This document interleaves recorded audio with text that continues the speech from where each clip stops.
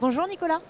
Bonjour Julien. Alors la région Grand Est a gagné récemment un prix, notamment pour l'UX. Alors déjà peut-être vous allez pouvoir nous expliquer un peu ce qu'est l'UX et revenir sur ce prix. Qu'avez-vous gagné? Alors exploregrandest.com a remporté le prix UX Awards cet été qui récompense en fait le travail que l'on mène depuis le début du projet autour de l'expérience utilisateur. On en est très fiers parce que ça valorise vraiment le travail que l'on mène et finalement ça valorise deux grandes choses, l'expérience utilisateur de la plateforme, que l'on travaille autour de deux grands axes, le marketing des offres, et c'est ce qui a été mis en avant, et aussi la data, qu'on met vraiment au cœur du projet, qui pilote quasiment l'ensemble des décisions, qu'elles soient stratégiques, marketing justement, et même technologiques.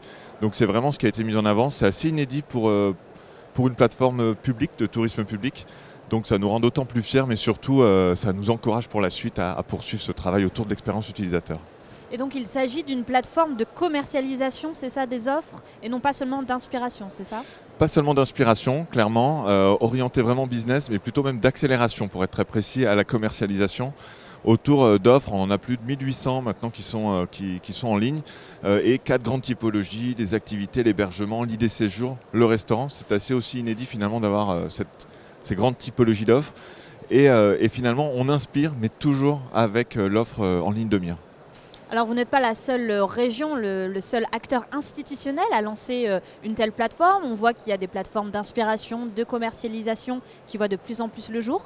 Comment voyez-vous ce marché, si je puis dire? Qu'est-ce que vous en pensez? Est-ce qu'il y en a trop? Est-ce qu'il n'y en a pas assez? Comment voyez-vous ça? Alors ni trop ni assez, nous alors on a beaucoup regardé ça avant de lancer la plateforme. Déjà on a benchmarké beaucoup en France et à l'étranger ce qui se faisait. On s'est rendu compte qu'il n'y avait pas quelque chose qui nous correspondait exactement parce que finalement les contextes, les positionnements de chaque région, de chaque entité sont vraiment différentes. Donc on regarde ce qui se fait actuellement, que ça soit porté par du public, d'autres destinations, mais qui pareil ont des positionnements différents. Ils vont se limiter sur une typologie d'offres ou plusieurs typologies, mais pas les mêmes. Ils ont des contextes qui sont différents ou des acteurs comme Alentour qui eux finalement ont une vision complètement globale. Donc on regarde ça avec intérêt, mais en même temps on est sur notre propre ligne, notre propre chemin et de nouveau, c'est la data, c'est notre positionnement, nos objectifs qui nous dirigent. Donc on suit, mais sans non plus s'en inspirer finalement, parce qu'on a notre propre ligne à suivre de notre côté. Alors, une telle plateforme a pu voir le jour grâce aussi à la digitalisation des prestataires d'activités. Est-ce que justement, vous, c'est ce qui vous a aidé justement et à finalement contribuer au succès de la plateforme? Alors oui et non. Oui, c'est vrai qu'il y a vraiment une évolution sur les technologies, donc ça a vraiment aidé à la digitalisation, elles sont de plus en plus accessibles, même moins chères maintenant aussi, notamment des outils qui viennent pour les activités, et on sait que la maturité des acteurs sur les activités était encore faible. Elle augmente, mais au-delà des outils, c'est vraiment l'accompagnement sur le territoire. Et nous, c'est pour ça qu'on travaille avec Explore, sur Explore en tout cas avec l'ensemble des partenaires, que ce soit les départements, les offices de tourisme, pour accompagner à la digitalisation. Parce que l'outil, c'est une chose, et c'est vrai qu'il y en a de plus en plus, et ça aide, mais seul, ça ne fait pas le travail, et sans parler du marketing de l'offre. Parce que l'outil va aider à digitaliser, mais nous, notamment sur une plateforme comme Explore, le marketing est au cœur, et il faut de l'accompagnement sur ce sujet. Dernière question, quelles sont les prochaines étapes de la plateforme? Comment va-t-elle évoluer?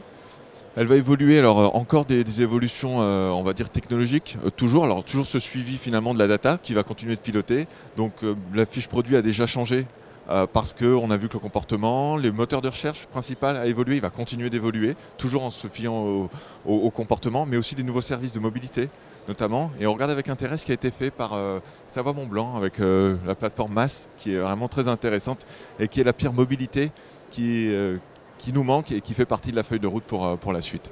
Merci beaucoup.